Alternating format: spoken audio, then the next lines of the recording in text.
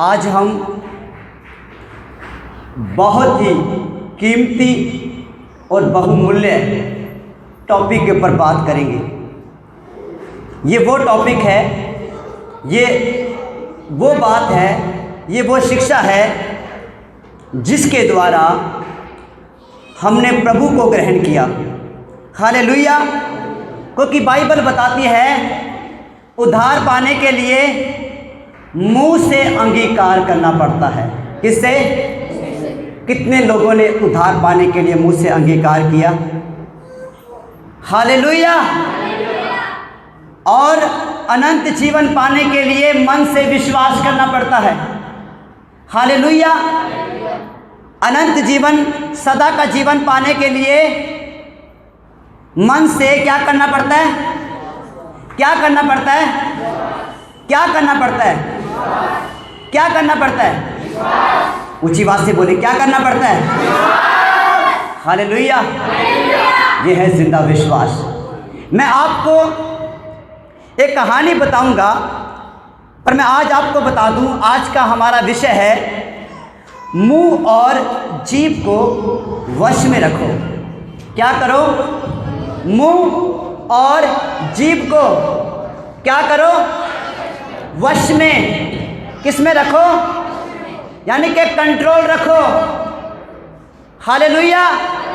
यानी कि चौकसी रखो, यानी कि उसे संभाल कर सही तरीके से इस्तेमाल करो।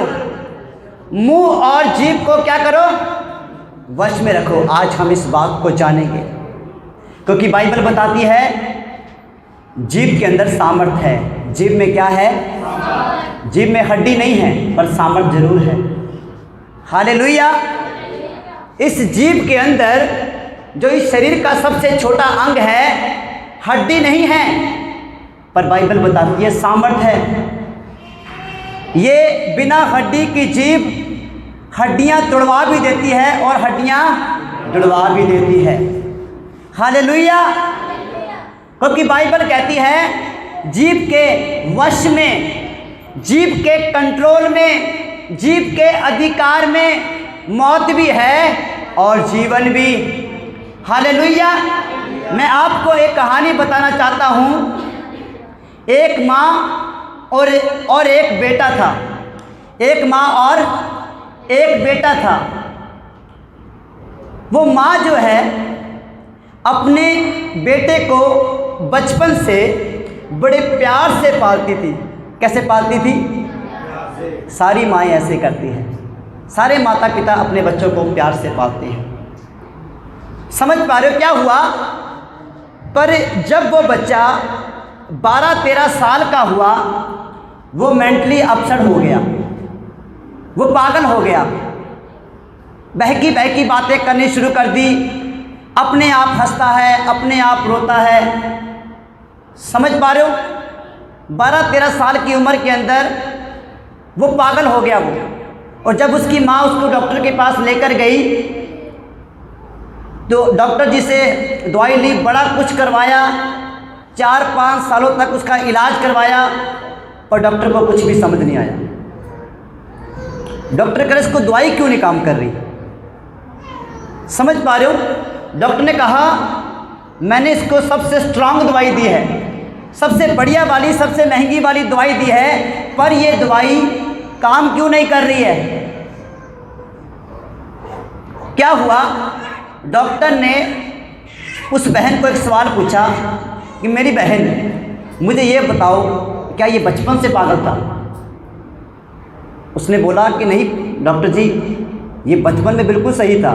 जब भी 7-8 साल का था, बहुत समझदार था, ये बहुत अच्छी अच्छी बातें करता था, हमारे साथ मंदिर जाया करता था, हमारे साथ पूजा पाठ करता था, हमारे साथ प्रार्थना करता था, चर्च जाया करता था। ये वो, समझ पा रहे हो?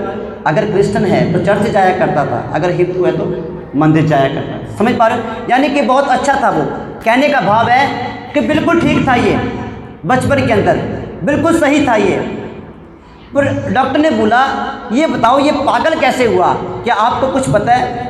वो कहा डॉक्टर जी मुझे ये तो नहीं पता ये पागल कैसे हुआ, पर मैं बचपन के अंदर इसको पागल पागल कह के पुकारती थी। क्या करती थी? मैं इसको प्यार से पागल कहती थी। अरे प्यार से मुन्ना हो सकता है, प्यार से बेटा हो सकता है, प्यार से दुलारा हो सकता है, प्यार से प्यारा हो सकता है, पर प्यार से पागल, पैसे पागल भी होता है पर पैसे प्यारा भी होता है। पर क्या हुआ, उसने अपनी जीभ को बचपन के अंदर अपने बच्चे के लिए गलत इस्तेमाल किया। क्या किया उसने? गलत इस्तेमाल किया। कोई भी बात होती वो कुछ भी कहना नहीं मानता था, बात बात के ऊपर पागल सा, पागल से कोई थप्पड़ पड़ेगा, ये पड़ेगा, मारूंगी, ये करूँगी, वो करूँगी, पागल कहती थी उसको। अरे पागल इधर आ, अरे पागल ये कर, वो कर, वो कर। 4-5 सालों तक वो ऐसा ही करती रही और उससे मालूम ही नहीं पड़ा कि उसका बच्चा कब पागल हो गया। समझ पा रहे हो खुदा के लोगों? जीभ के वश में सामर्थ है। जीभ के वश में क्या है? समझ पा रहे हो? इसमें सामर्थ है मारने की और इसमें सामर्थ है जिंदगी देने की। हालेलुया। तो आइए हम परमेश्वर के वचन को देखते हैं। नीति वचन 21 अध्याय उसके 23 वचन को हम देखेंगे।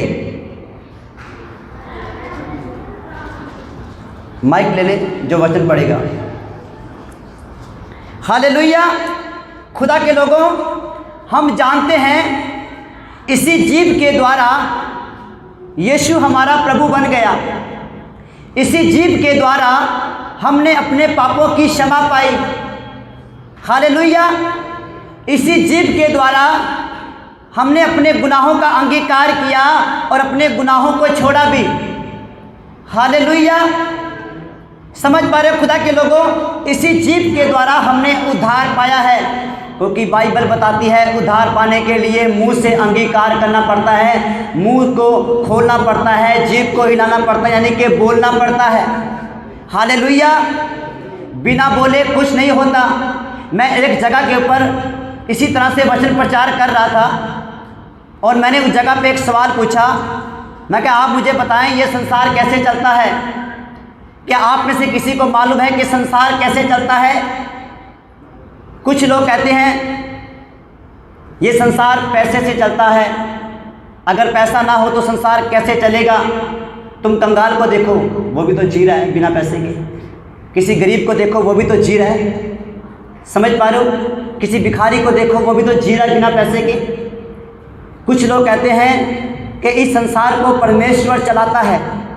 सही बात है कि अगर परमेश्वर ना चलाए तो कोई नहीं चल सकता, पर इस संसार को इंसान कैसे चलाता है? ये संसार कैसे चलता है? कोई जिसके पास इस सवाल का जवाब हो? नहीं है। खुदा के लोगों, मैं आपको बताना चाहता हूँ ये संसार मुंह से चलता है, जीभ से चलता है, बातों से चलता है। किससे चलता है? बातों से। अगर आप अपने परिवार के अंदर हो, अगर तुम एक दूसरे से बात ना करो तो क्या लगेगा कि ये एक दूसरे से नाराज है, गुस्सा है। समझ पा रहे हो? तो हो सकता है कि अगर वो ज़्यादा समय तक चुप रहे तो रिश्ता टूटने का डर है। समझ पा रहे हो? बिना बोले एक परिवार के अंदर कुछ नहीं होता। सुबह उठते ही जय मसीह की, सुबह उठते ही चाय बना लो, सुबह उठते ही गुड मॉर्निंग। समझ पा रहे हो? दिन की शुरुआत जुबान से होती है। अगर आप अच्छे शब्दों के साथ अपने दिन की शुरुआत करोगे तो पूरा दिन अच्छा निकलेगा। अगर आप सुबह उठते ही जो बीजोगे पूरे दिन भर आपको वही काटना पड़ेगा। समझ रहे हो? मानो एज एग्जाम्पल, आपने सुबह उठते अपने बच्चे को उठाया 2 थप्पड़ लगा के, कब तक सोया रहेगा? उठ जा। पूरा दिन उसका मुंह घुमा रहेगा, नाक चढ़ी रहेगी, गुस्सा रहेगा। आज मेरी मम्मी ने सुबह सुबह डांट दिया, चाय भी नहीं पी न, वो बच्चा जो है गुस्सा हो जाएगा। ठीक है, फिर माता पिता को भी अच्छा नहीं लगेगा मैंने क्यों किया। बताइए, अगर हम किसी के साथ प्यार से बात नहीं करेंगे तो क्या हमें प्यार मिलेगा? अगर हम किसी के साथ ठीक तरीके से बात नहीं करेंगे, किसी की इज्जत नहीं करेंगे तो क्या इज्जत मिलेगी? समझ पा रहे हो? बाइबल बताती है जैसा आदर तुम दूसरों से चाहते हो, जैसा तुम चाहते हो कि वो मेरा आदर करे, वैसा तुम्हें करना भी पड़ेगा। पर शैतान ने लोगों को इतना ज़्यादा भरमार रखा है, एक विश्वासी दूसरे विश्वासी का बहुत आदर करता है, पर दूसरे विश्वासी से आदर नहीं मिलता। कई बार ऐसा भी होता है, कई बार ऐसा बर्दाश्त करना पड़ता है। करिए, ये परमेश्वर की योजना है। परमेश्वर आपकी बर्दाश्त करने की शक्ति बढ़ा रहा है। हालेलुया! परमेश्वर आपके धीरज को मजबूत कर रहा है। परमेश्वर आपको मनुष्यों का आदर नहीं बल्कि ईश्वरीय आदर के ऊपर ध्यान लगाना चाहता है। हालेलुया! तो आज हम जानेंगे कि हमें अपनी जीभ को कैसे इस्तेमाल करना है। हालेलुया! पढ़िए वचन को। जो अपने मुंह को वश में रखता है वह अपने प्राण की विपत्तियों से करता है। हालेलुया! क्या लिखा है? जो अपने किसके? जो अपने मुंह को क्या करता है? वश में करता है। क्या करता है जी? कंट्रोल कर सकता है। ये जुबान बिना हड्डी की चपड़ चपड़ चपड़ चपड़ करती रहती है, इसको कंट्रोल करना सीखें। कहाँ पे क्या बोलना है, कितना बोलना है, इस जुबान को सिखाएं। समझ पा रहे हो?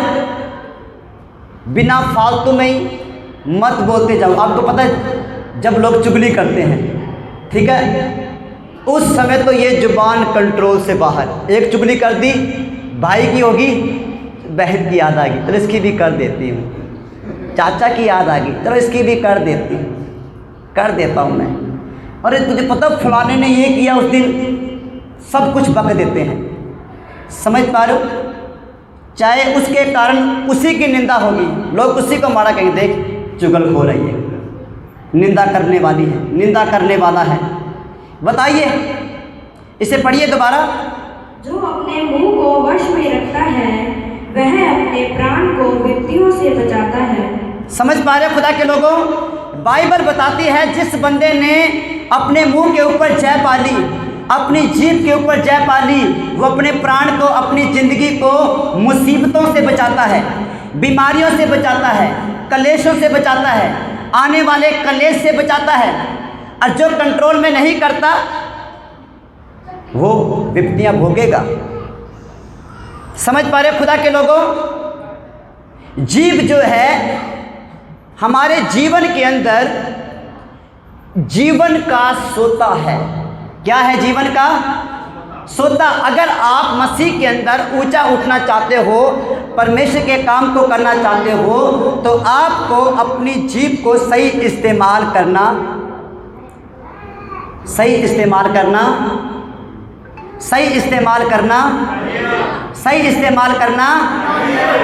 चाहिए, पड़ेगा।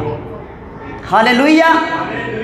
अपनी जीभ को इस्तेमाल करना लिखा है। जो अपने मुंह को, जो अपनी जीभ को, पड़ोसी की जीभ नहीं, पड़ोसी बोलता तो बोलने दो, पर तुम चुप रहो, तुम्हारे चुप रहने में भलाई है। हालेलुया! समझ पा रहे खुदा के लोगों? तुम्हारे चुप रहने में क्या है? वो बोलता है तो बोलने दो। यीशु के ऊपर कितने लोगों ने दोष लगाए? यीशु बोला। लोगों ने यीशु को गालियां निकाली, यीशु ने निकाली? बोलिए। लोगों ने यीशु को यहाँ तक बोल दिया कि इसके अंदर दुष्ट आत्मा है, और मुझे भी बहुत बार बोला गया कि इसके अंदर दुष्ट आत्मा है। ये दुष्ट आत्मा की सहायता से प्रार्थना करता, लोगों को आज़ाद करता है। सोच के देखो, अगर शैतान अपना ही दुश्मन हो जाए, अगर शैतान अपना ही विरोधी हो जाए, तो उसका घर कैसे बसेगा? उसकी सेवकाई कैसे चलेगी? बताओ, चल सकती है? शैतान तो वो संसार है, शैतानी दुनिया वो संसार है जिसमें कभी एकता हो ही नहीं सकती। शैतान का संसार फूट से भरा हुआ है। किससे भरा हुआ है? शैतान का संसार दोष लगाने से भरा हुआ है। किससे भरा हुआ है? शैतान का संसार, शैतान की सेवकाई एक दूसरे के ऊपर उंगली उठाने में भरी हुई है। समझ लो, ये ऐसा है, ये वैसा है, ये कर रहा है, ये वो कर रहा है, इसने ये नहीं किया, वो नहीं किया। पर यीशु क्या कहता है? अपने ऊपर ध्यान दे, अपने मुंह की चौकसी करे, अपने मन की रक्षा करे, अपने जीवन को सही करे। हालेलुया। खुदा के लोगों, बाइबल का परमेश्वर और परमेश्वर की बाइबल हमें ये सिखाती है कि हम अपने मुंह की चौकसी करें, अपने मुंह को वश में रखें, कंट्रोल में रखें, फालतू में ना बोलें। आपको पता है जब हमारा बच्चा फालतू बोलता है, मानो घर में कोई आ गया बच्चा फालतू बोलता है तो माता पिता क्या बोलते हैं? चुप कर, चुप कर, नहीं तो एक थप्पड़ लगाऊंगा। अगर सोच के देखो, अगर हम अपनी जुबान को वश में नहीं रखेंगे, फालतू बोलेंगे, चप्पड़ चप्पड़ करते रहेंगे बिना फालतू में, वो जो ऊपर वाला है अगर वो छप्पड़ फाड़ के आशीष दे सकता है तो लपड़ मार के ले भी सकता है। ध्यान से जरा समझ पा रहे हो? हालेलुया। बाइबल बताती है कि परमेश्वर डांटता है, वो भी डांटता है, वो भी अपने कछड़ी उठाता है, वो भी अपने लोगों को सही करता है। और पूरी बाइबल इसलिए लिखी गई है और यीशु भी इसलिए आया ताकि भटके हुओं को रास्ता दिखाए। जो लोग भटके हुए हैं जुबान से, दिमाग से, दिल से, मन से, पैरों से, हाथों से, आँखों से, कानों से, जीवन से भटके हुए हैं, ऐसे लोगों को सही शिक्षा देने के लिए, ऐसे लोगों का मार्गदर्शन करने के लिए, मार्ग दिखाने के लिए यीशु आया है। हालेलुया। बाइबल बताती है कि हम अपने मुंह को क्या करें? वश में रखें, बंद रखें, फालतू ना बोले। बंद रखने का मतलब, वश में रखने का मतलब ये नहीं है कि प्रार्थना भी ना करो। समझ पा रहे हो? वश में रखने का मतलब ये नहीं कि नहीं, पास्टर जी ने बोला वश में रखो, प्रार्थना नहीं करनी है, मैं सिर्फ 10 मिनट प्रार्थना करूँगी, ज़्यादा नहीं बोलना। यीशु के सामने जितना मर्जी बोलो, जितना मर्जी प्रार्थना करो, जितना मर्जी मांगो, कितना तुम प्रार्थना कर सकते हो ये तुम्हारी क्षमता है। अपने शरीर को तैयार करो परमेश्वर की हजूरी में जाने के लिए, अपने मन को तैयार करो, अपनी आँखों को, अपने सोच विचारों को तैयार करो। अगर तुम तैयार नहीं करोगे तो प्रार्थना में बैठोगे, समस्या होगी। ऐसी बातें आती हैं मेरे सामने जब मैं घरों में जाता हूँ, पास्टर जी जब मैं प्रार्थना करने बैठती हूँ तो गंदे गंदे विचार आते हैं। कमाल की बात है यार, तुम परमेश्वर की हजूरी में जा रहे हो और विचार शैतानी, प्रार्थना करने बैठते हो, शब्द ही नहीं मिलते। अगर उनको बातें करने बिठा दो, 5-5 घंटे वो चुप नहीं रहेंगे। अगला बोलेगा अरे भाई चुप कर, क्या 500 का नोट लेगा चुप करने के लिए? बताइए। और प्रार्थना करने के लिए बोल दो 10 मिनट के अंदर शब्द खत्म, 10 मिनट के बाद अन्य भाषा के शब्द खत्म। समझ पा रहे हो खुदा के लोगों? जहाँ पे हमें बढ़ना चाहिए वहाँ पे तो हम नहीं बढ़ रहे, और जहाँ पे बढ़ना नहीं चाहिए वहाँ पे तो हमने सीमा ही तोड़ दी है, हद ही पार कर दी है। अपने मुंह की रक्षा करें, अपने जीभ की क्या करें? रक्षा करें, वश में रखें, इसे सही तरीके से इस्तेमाल करें, इसके ऊपर अधिकार रखें। तुम्हारी जीभ तुम्हारी मर्जी के खिलाफ ना बोले। हालेलुया। अपनी जीभ को परमेश्वर की महिमा करना सिखाएं। समझ पा रहे हो खुदा के लोगों? अगर तुम इस जीभ का गलत इस्तेमाल करोगे तो आशीष नहीं मिलेगी, उसको हम आगे देखेंगे। क्या लिखा है, पढ़िए इसे। तू अपने मुंह को वश में रख, पढ़िए इसे। जो अपने मुंह को वश में रखता है, जो भी, चाहे आप 1 दिन के विश्वासी हो, चाहे आप 10 सालों के, 25 सालों के, 50 सालों के, चाहे पैदाइशी विश्वासी हो, चाहे कोई विश्वासी है, चाहे कोई पास्टर है, चाहे कोई नबी है, कोई भी है, जो कोई, पढ़िए, अपने मुंह को वश में रखता है, अपने मुंह को क्या करता है? खुदा के लोगों, आज के बाद पवित्र आत्मा आपके मुंह के ऊपर अधिकार ले। हालेलुया। आज के बाद पवित्र आत्मा आपके मुंह को वश में रखना सिखाए। और मैं इस विश्वास के अंदर हूँ, इसी हफ्ते के अंदर आप बोलोगे पास्टर जी पहले मैं बहुत फालतू बोलता था, इस हफ्ते के अंदर मेरा सुधार हो गया, मेरी जुबान का सुधार हो गया। हालेलुया। मैं दिखा दूंगा तुम्हें गवाही अगले हफ्ते। आगे पढ़िए। और वह अपने प्राण को विपत्तियों से बचाता है। Hallelujah, hallelujah. जो अपने मुंह को वश में रखता है वो अपने प्राण को अधोलोक से, मृत्यु से, विपत्तियों से, मुसीबत से, बंधनों से, बीमारियों से, कलेश से, गरीबी से, अंधकार से बचाता है। हालेलुया। तुम खुद अपने आप को बचा सकते हो सिर्फ अपनी ज़ुबान का सही इस्तेमाल करने के लिए। आज हम देखते हैं अरे पास्टर जी कुछ भी नहीं हो रहा, ये भी लुट गया, वो भी लुट गया, सब कुछ बर्बाद हो गया, पास्टर सब कुछ खत्म हो गया, की करिए, हुण तां यसू भी साडी नहीं सुनता, हुण तां मेरा प्रार्थना करने को मन भी नहीं करता। समझ पा रहे हो कारण क्या है, वैसा क्यों बोले? उसकी आशा खत्म हो चुकी है, उसकी आशा खत्म हो चुकी है और उसका विश्वास चला गया है। आशा से भरा हुआ मनुष्य, विश्वास से भरा हुआ मनुष्य हालातों के खिलाफ बोलता है। क्या करता है? हालातों के खिलाफ बोलता है। अगर घर के अंदर कुछ भी नहीं है फिर भी बोलेगा यहोवा मेरा चरवाहा है, मुझे कभी घटी ना होगी। हालेलुया।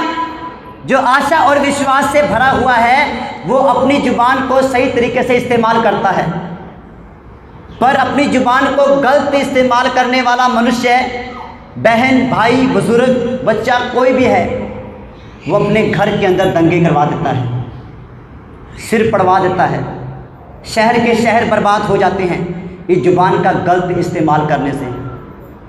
खुदा के लोगों, हो सकता है कि आपने अपने बच्चे के ऊपर कंट्रोल कर रखा हो, आपने अपनी जॉब को अपने कंट्रोल में कर रखा हो, आप बड़े अच्छे तरीके से, बड़े शानदार तरीके से अपनी जॉब कर रहे हो और आप पूरे दावे के साथ बोल सकते हो कि मेरा मालिक मुझे मेरी जॉब से निकाल नहीं सकता, पर अगर आप अपनी ज़ुबान का गलत इस्तेमाल कर रहे हो तो आप स्वर्ग से वंचित हो सकते हो। आपकी ज़ुबान आपको अथाह कुंड में लेकर जा सकती है।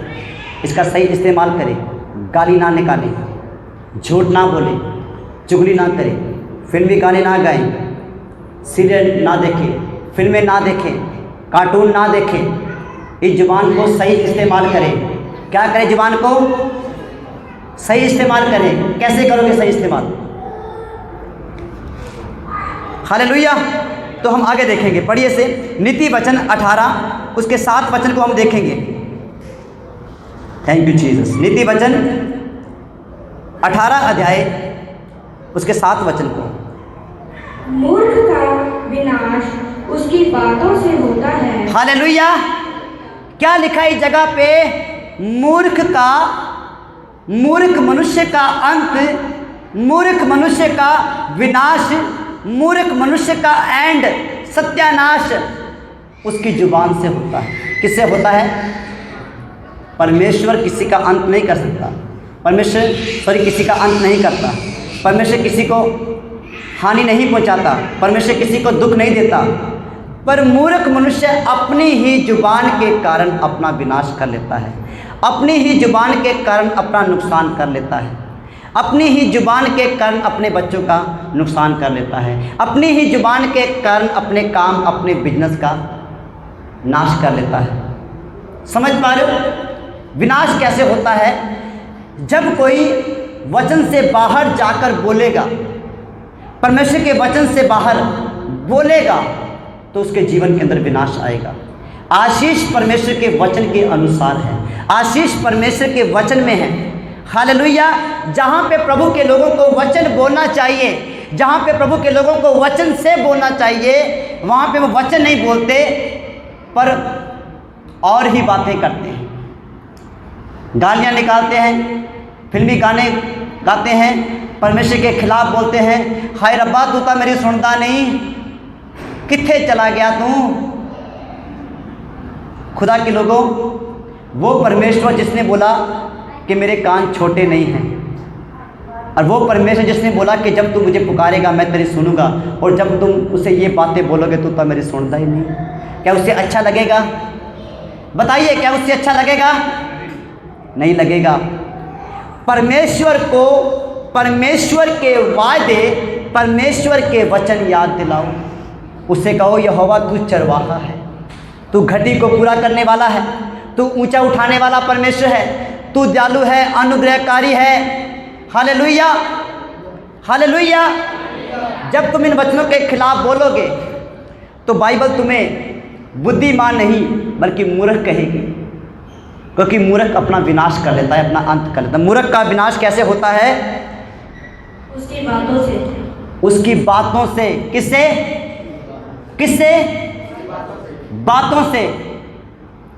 आज आपको इस जगह पे बैठे बैठे अपनी बातें चेक करनी है। मैं जानता हूँ आत्मा के अंदर मुझे पवित्र आत्मा बोल रहा है कि इनको अपनी बातें याद आ रही है। आप क्या बातें की आपने पिछले हफ्ते के अंदर, पिछले दिनों के अंदर, वो सारी बातें आपके अंदर घूम रही है। मैंने चुगली की थी, मैं उसको गाली निकाली थी, मैं उसको ये बोला, वो बोला, कहाँ पे मैंने उसको माफ़ करना चाहिए था। पवित्र आत्मा आपको याद करवा रहा है। अगर पवित्र आत्मा आपको याद करवा रहा है तो इसका मतलब है कि वो आपको बदलना चाहता है, वो आपकी जुबान के अंदर सामर्थ्य देना चाहता है। हालेलुया। मूर्ख का अंत उसके मुंह की बातों से होता है। और आगे आगे बढ़िए। और उसके वचन उसके प्राण के लिए फंदे होते हैं। उसके वचन उसके प्राण के लिए, उसके जीवन के लिए फंदा होते हैं, रुकावट होते हैं, बंधन होते हैं। समझ पा रहे हो खुदा के लोगों? कुछ लोग आत्मा के अंदर क्यों नहीं बढ़ रहे? कुछ लोग प्रभु के अंदर क्यों नहीं मजबूत हो रहे? कुछ लोगों की प्रार्थना क्यों नहीं बढ़ रही?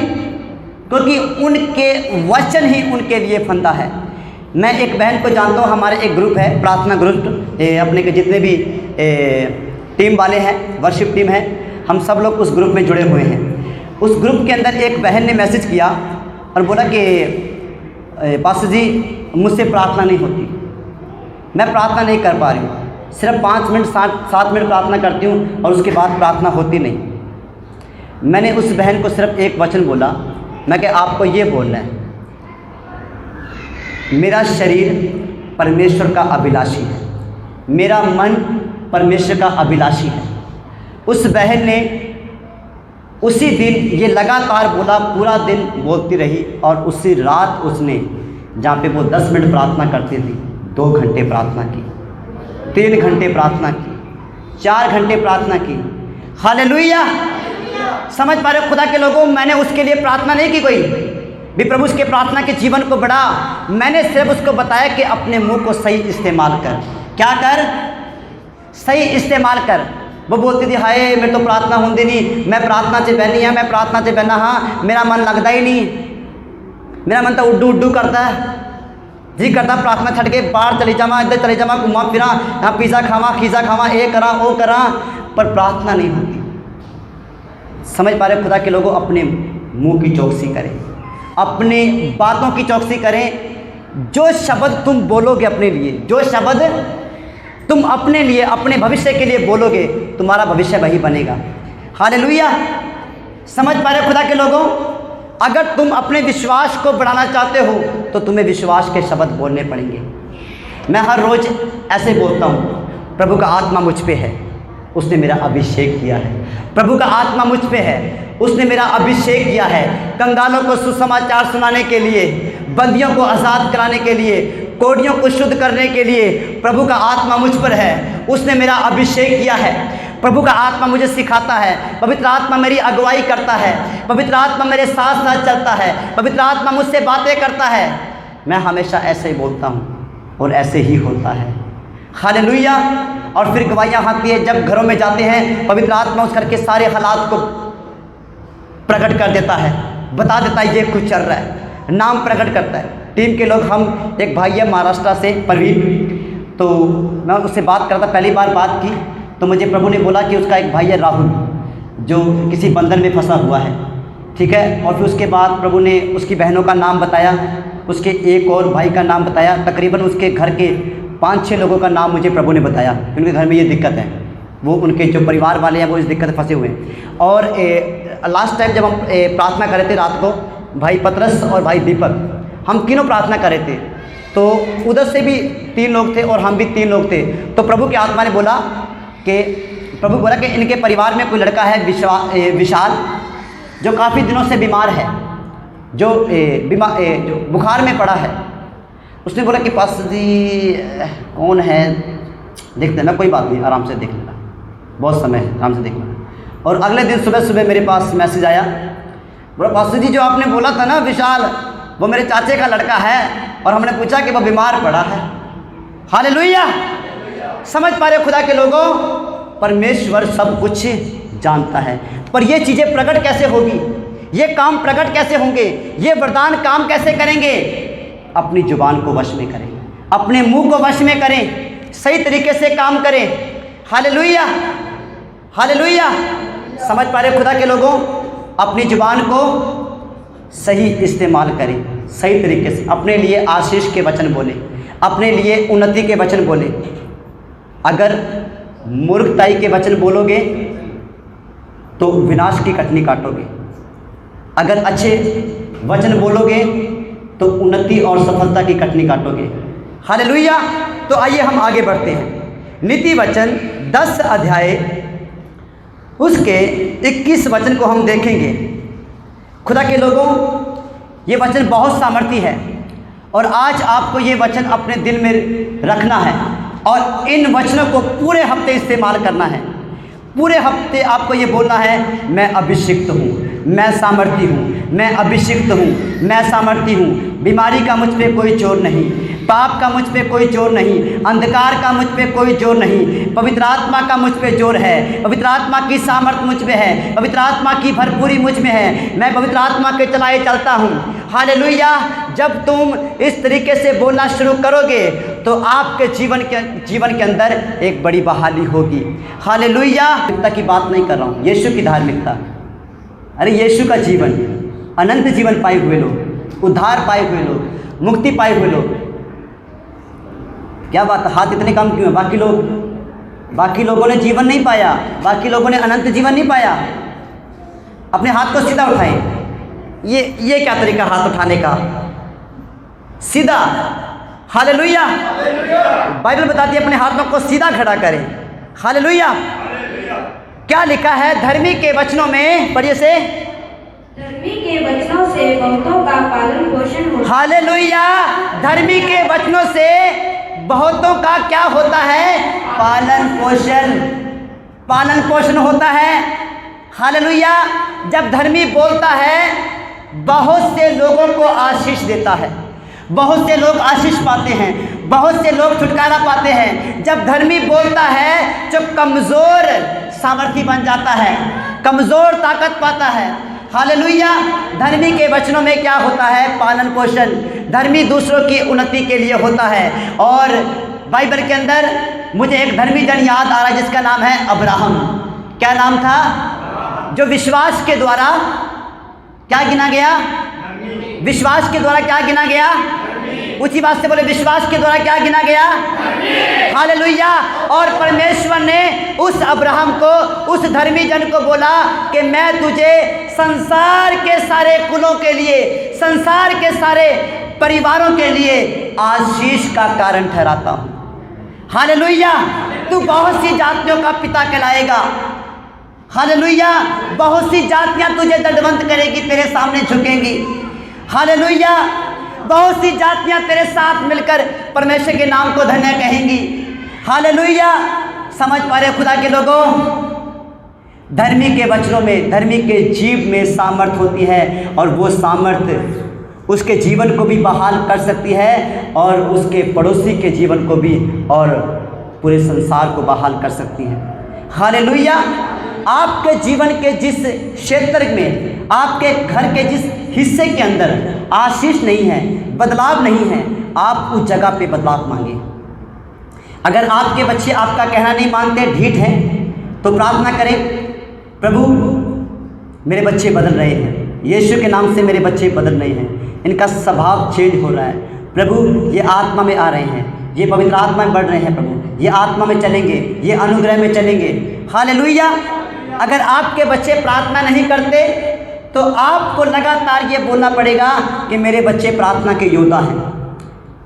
वो दुष्ट आत्मा जो इन्हें प्रार्थना करने से रोकती है वो इनको छोड़ के जा रही है। आलस की आत्मा जा रही है, सुस्ती की आत्मा जा रही है, शरारत की आत्मा जा रही है। आपको ये वचन बोलने पड़ेंगे। हालेलुया। मैं अपनी बच्ची के लिए आशीष मांगता हूँ, जब कभी भी प्रभु का आत्मा मेरे मन के अंदर भी अगुवाई करता है, दरअसल ये लगातार होता रहता है, और मैं प्रभु बोलता, प्रभु ये तेरी बच्ची है, इसे अभिषेक कर प्रभु, तेरा अभिषेक इसके लिए बहुत ज़रूरी है, और मैं उस अभिषेक को उसके जीवन में देख रहा हूँ। हालेलुया। समझ पा रहे हो खुदा के लोगों? धर्मी के वचनों से बहुतों का क्या होता है? पालन पोषण। हालेलुया। धर्मी बहुत से लोगों को ऊंचा उठा सकता है, धर्मी गिरे हुओं को ऊंचा उठा सकता है, धर्मी कुचले हुओं को फिर से बना सकता है। हालेलुया। और मैं आपको सर्वशक्तिमान परमेश्वर पुत्र यीशु मसीह के बारे में बताना चाहता हूँ, जो कि सर्वसिद्ध परमेश्वर है, जिसके तुल्य, जिसके समान कोई नहीं है, जिससे बड़ा धर्मी कोई नहीं है, जिसने सारी धार्मिकता को पूरा किया, जिसने सारी व्यवस्था को पूरा किया।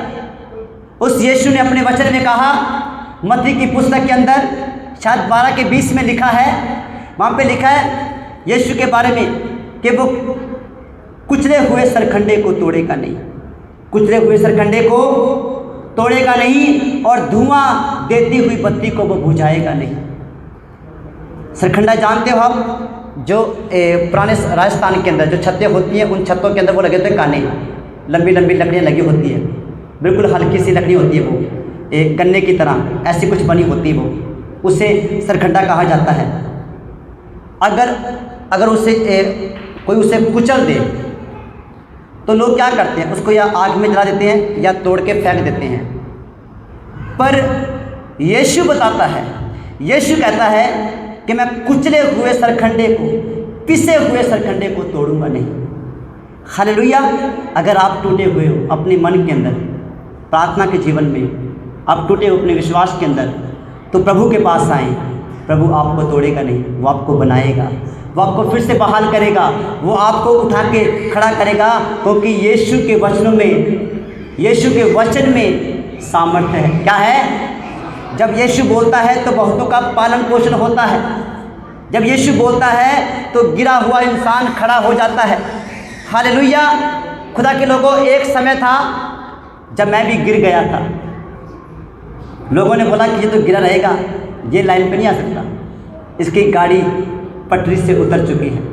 पर मेरे प्रभु ने मुझसे बात की। यीशु ने कहा, बोलने दे लोगों को, मैं तुझे उठा के खड़ा करूँगा, मैं तुझे फिर से बहाल करूँगा, मैं तुझे फिर से बनाऊँगा। हालेलुया। और अब की बार मैं तुझे ऐसा बनाऊँगा कि कोई तेरा सामना नहीं कर सकेगा। हालेलुया। हालेलुया। धर्मी के वचनों में सामर्थ है, बहुतों का पालन पोषण है। हालेलुया। और बाइबल बताती है कि वो धुआं देती हुई बत्ती को बुझाएगा नहीं। अगर आपके विश्वास की बत्ती बुझ चुकी है, अगर प्रार्थना करने की बत्ती बुझ चुकी है, वचन पढ़ने की बत्ती बुझ चुकी है, आज यीशु के पास आए। यीशु अपनी फायर के द्वारा, होली गोस्ट फायर के द्वारा आपके उस विश्वास की बत्ती को जलाएगा, उस प्रार्थना की बत्ती को जलाएगा, उस दीपक को जलाएगा, और आपके जीवन के अंदर उजाला हो जाएगा। हालेलुया। आप अपने घर के अंदर उजाला बन जाओगे, आप जहाँ जाओगे उजाला लेकर जाओगे, क्योंकि बाइबल बताती है यीशु दीपक को जब जलाता है तो उसे ऊंची जगह पे रखता है, जिससे कि पूरे संसार को रोशनी पहुँचे। हालेलुया। हम वो दीपक हैं, हम वो चिराग हैं, हम वो रोशनी हैं जो कि पूरे संसार के अंदर उजाला कर सकते हैं। हालेलुया।